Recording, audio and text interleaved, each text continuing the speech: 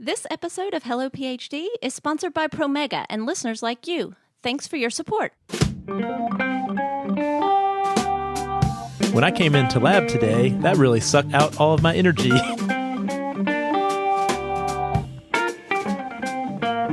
When you're doing a PhD, you are a one-man show, but when you're in a medical communications agency, you get to focus on what you're great at. Welcome to Hello PhD, a podcast for scientists and the people who love them. This week, we learn about careers in medical writing and what you can do now to prepare. Stay with us.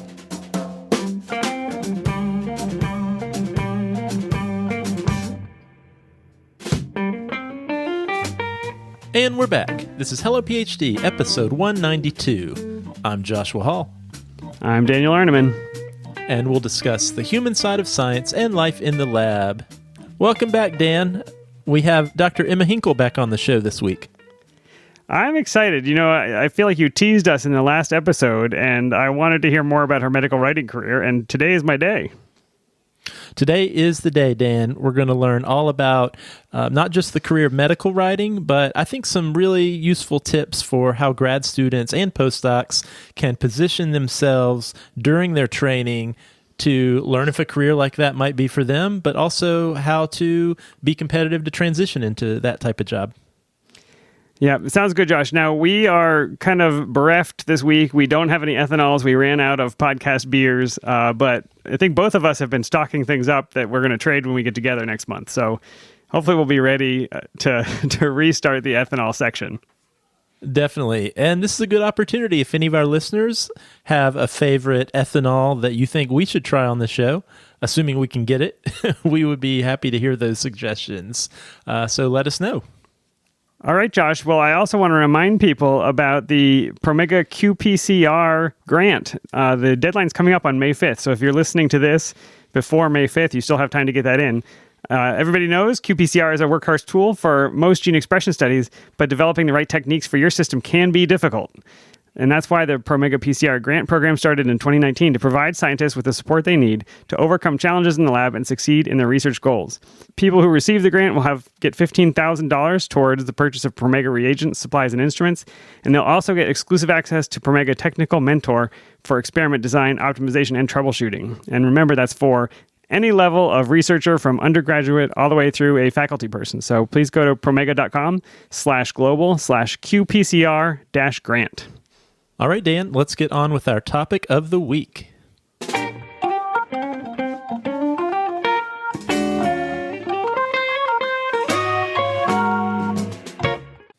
All right, Dan, as we talked about on our last show, we have Dr. Emma Hinkle, who is back with us again this week, and she shared some really great tips on what she learned as a graduate student from the vantage point of being a newly minted PhD.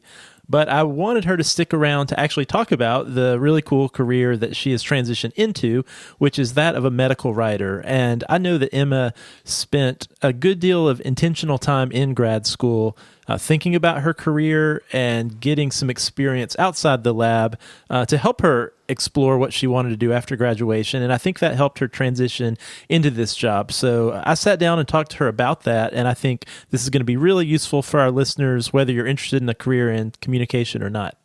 Well, Josh, you know I'm anxious to hear more, so let's listen. All right, Emma, thank you so much for talking to us on our last episode about your time as a graduate student, why you chose to pursue graduate school in the first place, some lessons that you learned reflecting back on graduate school as a relatively newly minted PhD. But what I want to talk about now is you are currently in a science writing field. You are a medical writer, and I think our listeners would find it really helpful to just hear a little bit about not only the job you're doing now and what it's like to be a medical writer, but also I know you were really intentional about gaining experiences that helped you understand what you wanted to do postgraduate school, but also position yourself well to pursue those jobs. So let's talk a little bit about that. But first, just tell us a little bit about what are you doing now? Yeah, so as you mentioned, I am a medical writer and I work at a medical communications agency. And there's a lot of medical communications agencies out there, but what they tend to do is work with pharmaceutical companies and communicate their research, whether that's phase 1, 2, or 3 trials or other research that's being done in their labs.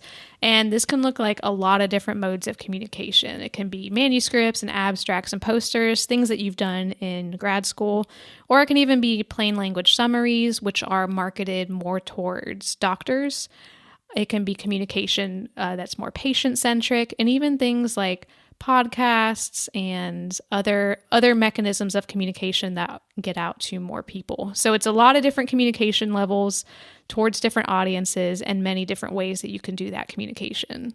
I specifically work with a neurology team, so we do a lot of work around pain management, but medical communications agencies often have a lot of different therapeutic areas like oncology or neurology or infectious disease. So there's a lot of different ways that you can get into medical writing and looking at specific disease areas. Very cool. So to what degree did you have to be an expert on those topics going in? So as someone who's interested in medical writing or science communication in general, do you need to be a specific topical expert in that field, or is that something you can generally learn as you go to then leverage to do your writing? Yeah, surprisingly, you don't have to be an expert. So I actually was hired as a medical writer on the oncology team, and I've only done some oncology work in one of my rotations, but I was always interested in oncology. And then I recently transitioned to working with the neurology team. And before working with the neurology team, I knew nothing about neurology. I thought it just had to do with brain stuff, which it sort of does, but that's more neuroscience. So I even had to learn a lot. But with being a medical writer, one thing that we're prized for is our ability to take a lot of information in pretty quickly and then understand how to write about it. So that's one skill that medical writers need to have, is being able to say, okay, there's this therapeutic area, I'm not accustomed to it. How do I get up to date on what's going on and what some of the gaps are to then be able to write something that is actually meaningful. What's your typical day like as a medical writer? That's one of the most fun things about being a medical writer is it changes every day. And I remember when I had talked to medical writers, I was like, how does your job change every day? But I'd say on a more typical day, I might be working on 1 or 2 pieces of content development, whether that's like an abstract or a poster or a manuscript. And I may also be getting comments back from clients on previous content development and also comments back from other teams. So with a medical communications agency, we work on a team basis. So I'm a medical writer, but we also have teams of editors and teams of art and graphics people and teams of account services. So it's really great that I get to just focus on writing, and I don't have to develop the poster, like the look of the poster. I don't have to edit my work. I mean, I have to still make sure it's accurate, but when you're doing a PhD, you are a one-man show. But when you're in a medical communications agency, you get to focus on what you're great at, which I really appreciate. So there's a lot of, every day is different, but I'll normally have maybe 7 or 8 pieces I'm juggling at a time, but those are all in different pieces of development. So a manuscript could be out for review to a client for a few weeks, and then I don't see it for those 2 or 3 weeks, and then I get it back and have to incorporate content. Yeah, that's really interesting. One thing that Dan and I advocate for all the time on the show is for graduate students early on to think about their career interests, think about their values, their strengths, what type of career they think they might be interested in after graduate school. But that can be really difficult and an abstract process if all you really know is, I worked in this lab at a university, maybe a couple labs. I hear the names of these careers, but how do I know if that would be a good fit for me? So what would you say, or what would be a way, if you're a grad student out there listening and hearing what you're saying about medical writing, are there any clues that medical writing may be a good career for you?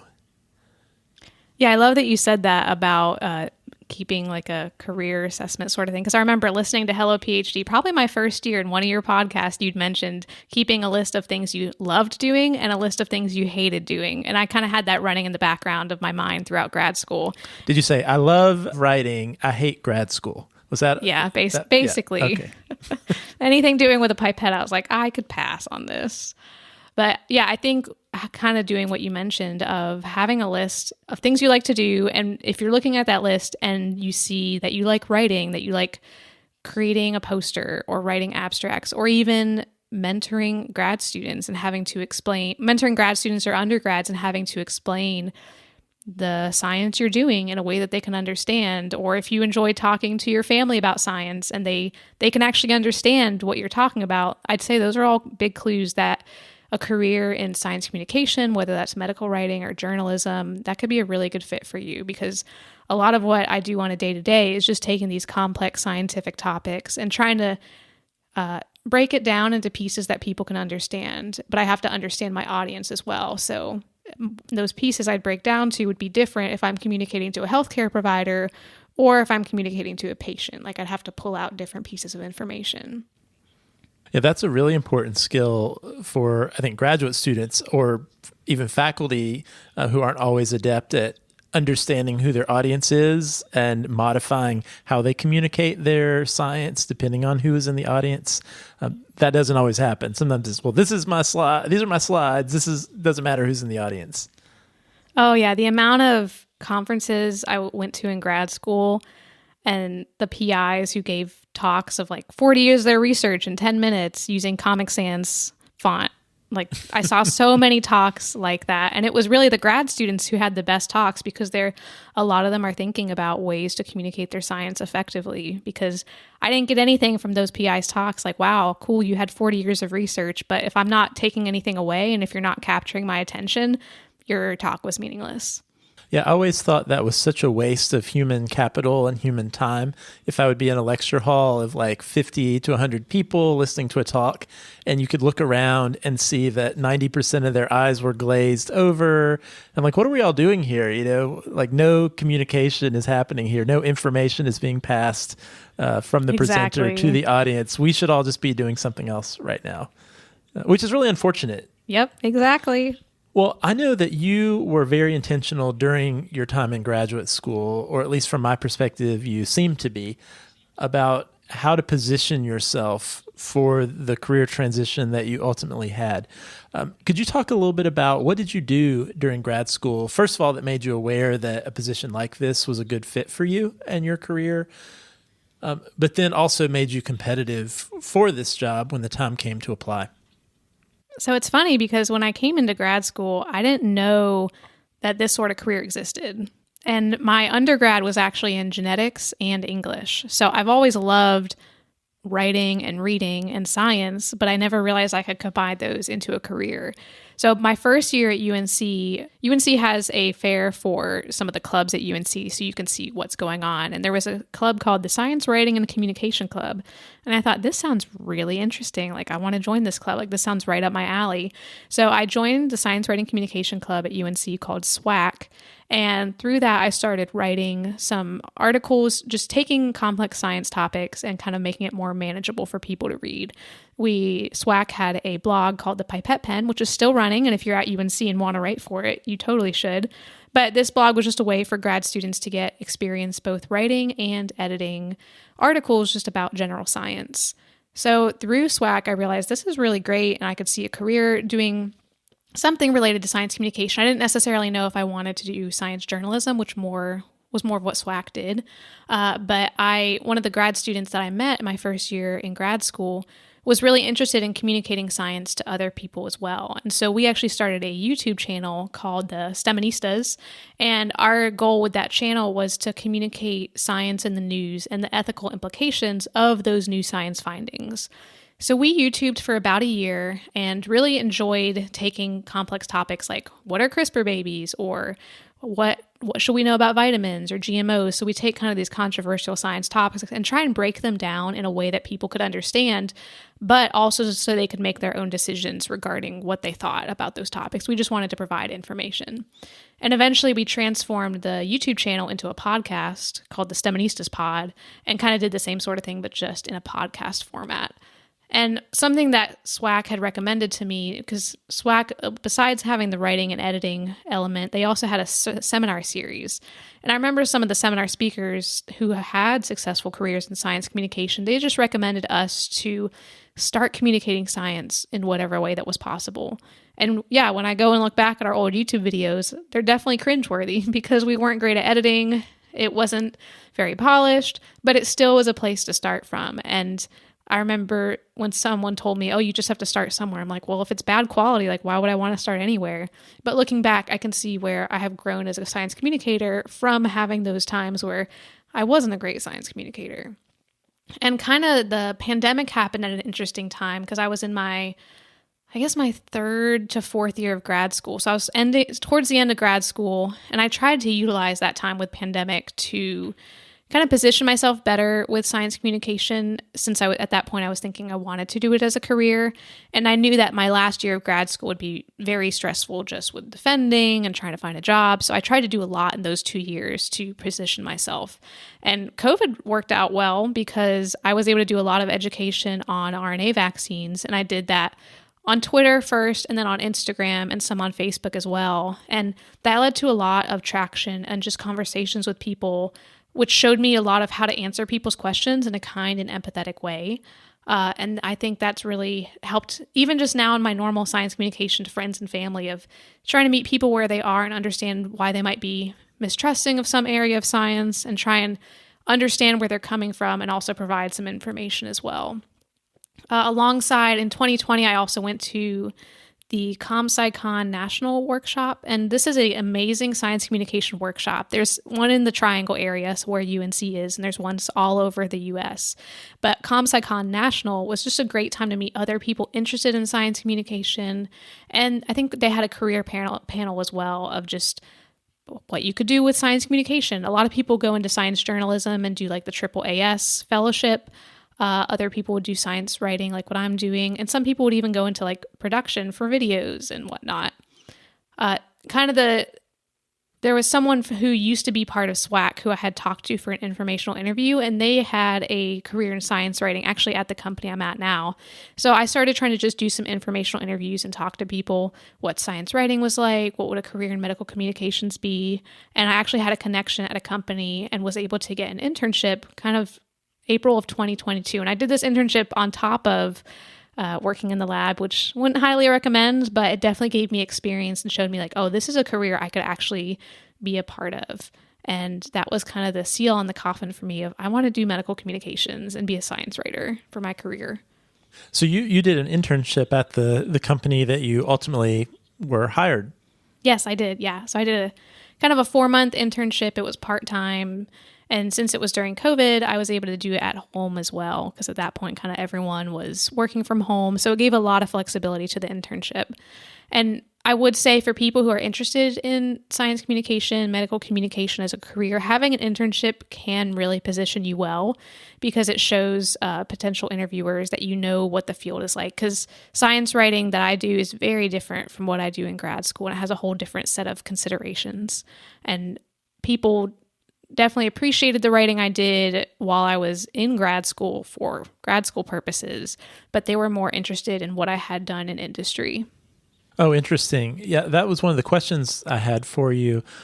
It sounds like you did a lot of different things in the realm of science communication, not just writing, but with your YouTube channel, your podcast, in addition to the writing stuff that you did. I was going to ask if you felt like those activities and those experiences helped make you a more competitive candidate for your job. It seems like maybe yes, maybe no.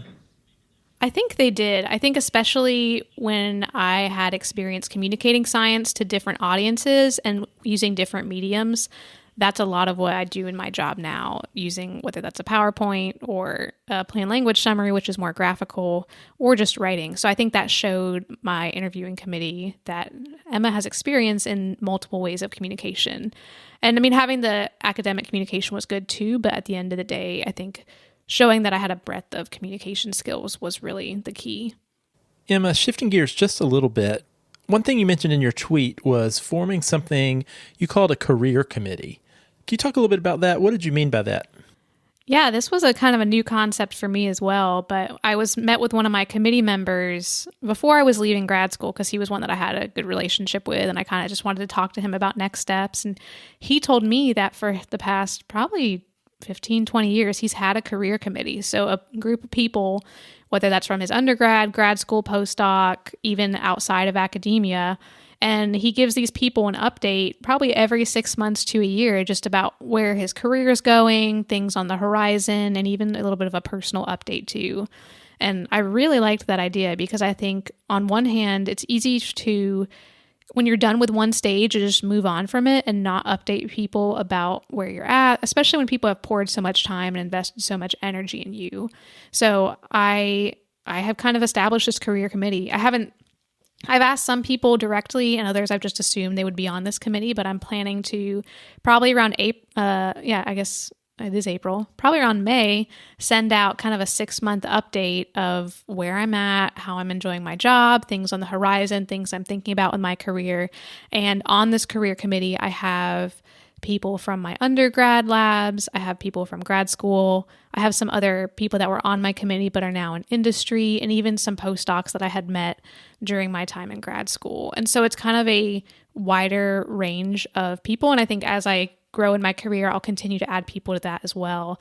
And I think the goal of that is just to thank people and update people who have been part of my career thus far, and so they can see where their investment is going and continue to invest. And then if there are times where I'm trying to either transition a career or I have questions about those next steps, they can be a really great resource for me as I'm asking those questions. And I think Susanna Harris, who you had on your podcast as well, had mentioned this, because I think I remember talking to her and she had said that this was really beneficial for her also. So there's been a few people I've known who have utilized this and really found a lot of benefit from it. Emma, let's say that we have a grad student who is out there listening to the show. They're listening to your interview where you're talking about your career, and they're thinking, all right, that sounds really amazing. Or I'm a grad student who is interested in writing. I'm interested in communication, but what do I do? How do I make myself as competitive as I can for those types of careers? What advice would you give someone like that who's in grad school, interested in science writing or communication? Or what other advice might you have for grad students out there who might want a career like yours after they're done with grad school? I'd say the first thing is to see if their grad school has opportunities for science writing. Some grad schools have science writing clubs like UNC does. Others don't, but there's a lot of other online sources as well that you can write for. Like I know off the top of my head, there's Oncobytes, which writes small little research topics on oncology. There's NutriBytes, and there's a few others. And I'll send you a link. I have a tweet where I kind of have like a whole list of ways you can get into science communication and specifically medical communications. But I would say just start writing. That's a great way to see if you enjoy communicating science. Maybe try just a podcast for yourself for fun. Another thing is just if you know some people who are in medical writing or medical communications, reach out to them for an informational interview. And I am happy to answer any questions people have. If you reach me on Twitter or Instagram, I'm Genetic Ginger. And because I think for me, being able to ask questions of someone and see what they like about medical writing and how it's different from grad school, how it is different from grad school too, helped me see, okay, this is something that's pretty different from grad school, which is what I was wanting and seems to fit well with my goals and my skill sets. Well, Emma, it has been fantastic having you on the show. Really appreciate you pulling double duty, talking about your experience in grad school on our last episode, and now sharing all of this really excellent information about your pursuit of a career in writing and communication after grad school, and now this great career as a medical writer. We really appreciate you being on the show and sharing all this info with our listeners. Yeah, thanks for having me. It's kind of like it's a cathartic thing to be on the Hello PhD podcast since I've listened to it for my whole grad school experience, and it was such a resource for me during my 5 years in grad school. So it's really cool to be on here and talking to you today. Well, we will take a very small percentage of the credit for all of your successes to date. How about that? Oh, yes, definitely. And also, Emma, I don't know if you realize this, but I think you and your advisor represent a first for Hello PhD. This is the first student-advisor combo who have both been on the podcast.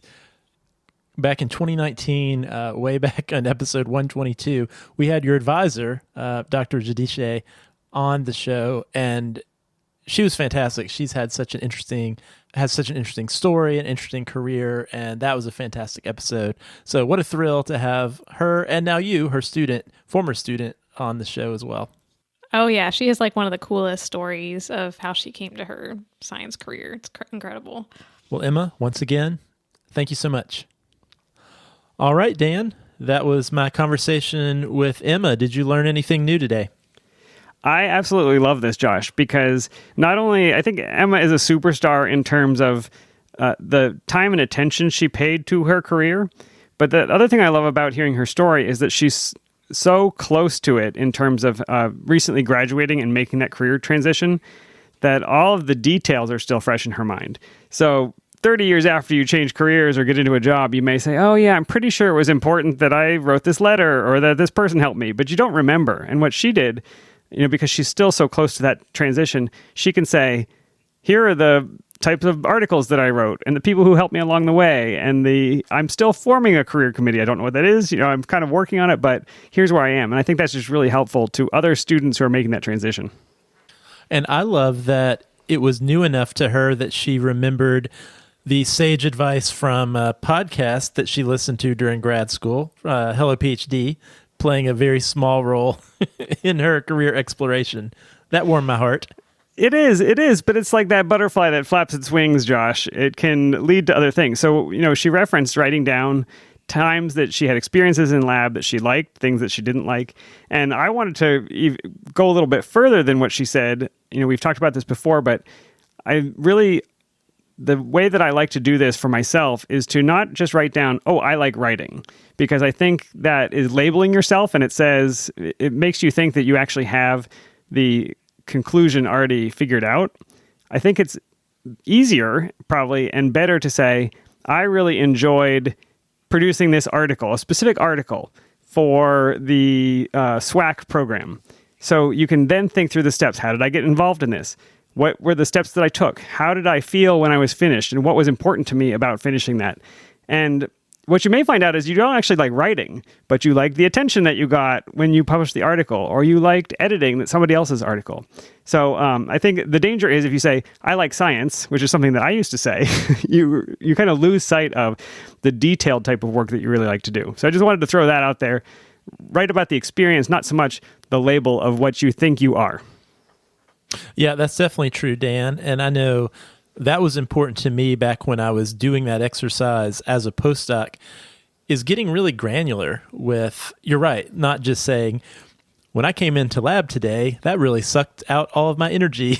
Right. But, really thinking about, what specific things did I do that made the time just fly by and gave me energy versus what specific other things maybe I did that either I dreaded doing or sucked all of my energy and motivation away. And I think getting down to that granular level of the types of things you like to do can help you, one, learn more about yourself, but two, can help you be more intentional about careers that maybe allow you to do more of those types of specific things. And it sounds like Emma discovered some of that about herself and then found a career that aligned with those interests and values. Yeah, absolutely. So one of the things that I learned from Emma today is there's really a broad swath of writing that you can do centered around science. I hadn't really put together the differences between something like science journalism, the other forms of science writing, marketing, all of these other ways that you can write about science. And you might like one of them and not the other. And I think that's really interesting. That is interesting. And the other piece of that, Dan, that might be related is I think Emma's experience with her career as a medical writer, this goes back to something we've talked about a lot on the show, a trap that grad students can fall into, especially when they're entering the job market, and postdocs too, is feeling like if they don't have the exact specific content knowledge that a job requires, right, that they're not a good fit or marketable for that type of job. Like Emma mentioned, she's a medical writer who's focused on neurology, and she had very little experience in neurology. Exactly. And that's okay. That's not really the expectation with a lot of these jobs. Because I think in grad school, you get so focused on the specifics of your project that you, if you're not careful, can get really pulled into this world of, well, what techniques do I know? What specific, like that's what I have learned. That's what I have to offer. But it's really not, right? Many of these careers have no expectation that you know the specific content. It's that you have the ability to take in new information and express that in some way. And I'm so glad that you asked her that question, because there are probably lots of listeners who might be interested in science writing, but they say, well, all I know about is this one protein. This is where I've gone deep. And they will not apply for one of these jobs because they think that they're looking for somebody in a different field of science. And what I think I heard Emma and you say is, don't worry about it. What you have learned in grad school is how to process scientific information. And if you're good at science writing, you learned how to translate that to an audience. And so I bet you Emma could write about geology and help us all understand some complex topic. It doesn't matter that it's not biology. Totally. And I think functionally that's important, because otherwise I could imagine if I was a new graduate on the job search, if I didn't have that open mindset, I might limit the types of jobs that I applied for, right? Like I was a bacteriologist, and if I said, oh, okay, well, I'm a bacterial researcher who is interested in science writing, and I only told myself I could apply for jobs only if they involved writing and bacteriology. Exactly. That wouldn't be very many jobs, right? But the truth is, I'm competitive for a lot more positions than just that specific topic. That's exactly right. I love it. Now, what did you think of the idea of a career committee, Josh? Do you have a career committee? I don't, but I love the idea, and I think, Dan, this sort of has the flavor of something we have talked about on the show, and that's the importance of having multiple mentors. And especially if you are someone who is pretty sure that the type of career you want is outside of academia, then you're going to really need to have a network of people, or at least a few connections who are familiar with that world you want to move towards. I think that's going to make your path a little more smooth and give you the information you need to pursue that, because your PI, your advisor, they're not going to have that information. So I love this idea that she stated, that she learned about, of having a group of people who help give you advice or information or feedback on your career trajectory. Yeah, I had an experience at work just a couple of weeks ago where one of the senior developers on the team said, let's go for a walk. And he kind of offered some career mentorship to me. He kind of asked me, where do you see yourself in some number of years? And where do you see yourself within the company? And I think what it allowed me to do was to think about, I didn't reach out. I wasn't proactive about trying to develop within the company, but having him ask me some of those questions and us having that conversation was really helpful. So it does inspire me to be a bit more proactive and to think about, what are my next steps? I just feel so lucky to be doing what I'm doing after all the hardships I faced in grad school and thinking I would never find a job I liked, that I'm sort of just skating, but always growing, just not thinking so much about what's my next step career-wise. Well, and with any job, Dan, whether it's being a grad student or the type of work that you or I are doing, it's very easy to get caught up in the day-to-day work and to lose sight of the bigger picture of your career. And I think that's what a great mentor can provide, is hopefully it's someone or someones who maybe have more experience than you and they have more perspective than you. And they might be able to look at what you're doing and talk to you about your interests and say, hey, you know what? Here's what you're doing now, but here's some things you could be doing to position you for this other thing down the road, if it's something you're interested in doing. But you may not have that perspective to even know that's a thing you could be doing or should be doing. Yeah, and the one of the last things that I really appealed to me, Josh, was for science writers, people who are interested in that field, you have such a benefit that you can get started at any time in your career. There is no barrier to you starting to write or starting to communicate, starting to make presentations, starting a YouTube channel. If you said, oh, I want to be a particle physicist, there's only a few places in the world where you can possibly do that. But as a science writer, the advice I heard was just get started. If there is a club on your campus, join it. If there isn't a club on your campus, start one. And I think you should be so proactive to get that experience right away. Yeah, I totally agree, Dan. And that experience might just be the very thing or things on your resume that make you competitive for that communications job that you really want after graduation. I think Emma mentioned this a little bit. The currency of academia is often papers and presentations and grants, which are great.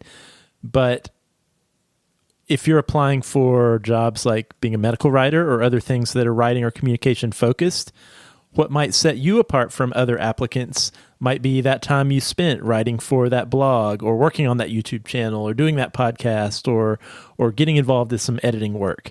Those things that might seem extra during the course of your PhD might be the very things that make you competitive for the job you want after the PhD. Yeah, you're building a portfolio. And I really do believe that time is an element here. So if I come out of graduate school and I'm applying for science writing jobs and I write 5 pieces and I put them on my blog that summer, that's not going to look as good as if I were writing regularly over the last 3 or 4 years, right? So I think getting started as soon as you can, starting to put out material shows, hey, not only have I practiced this, but I've practiced it over a long period of time, and I'm not getting tired of it. I actually really like this. And trying to cram it in just at the end, I don't think is going to help you as much. Yeah, and I can say from the other side, Dan, I mean, I'm not in a writing or communications field, but I am in a position now where I often will review applications for jobs, and many times the people who are applying for these jobs are PhDs at various stages of their career, and especially the newer folks, the ones who are more recently out of their PhD. You're totally right, Dan. The candidates that tend to rise to the top are the ones you can look at and say, hey, you know what?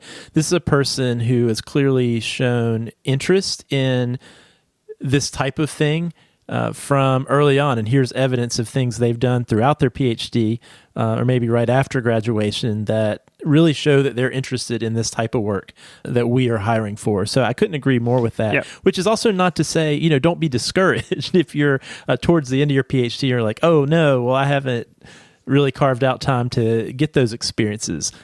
It's the old saying, Dan, the best time to plant a tree 30 years ago, and the second best time is today. So go out and get those experiences as soon as you can. Well, Dan, this has been a great discussion, and I think just underscores one of the things we talk about all the time on the show with regard to careers is part of your job as a grad student is to think about what your next steps are and think about yourself and what career is a good fit for you, and take time to explore careers while you're doing your training. If there are other careers you'd like to learn about or other topics you'd like for us to talk about on the show, we'd love to hear it. You can email us, podcast@hellophd.com. Send us a tweet at hellophd. If you like the show, you can leave us a review on Apple Podcasts. We love the feedback and helps new listeners find the show. If you'd like to support us, you can become a patron. Simply go to our website, hellophd.com, click the Become a Patron button, or visit patreon.com/hellophd. We'd appreciate the beer money. And thanks for the ongoing support from all of our patrons. All right, Josh, we'll see you next time. All right, see you next time.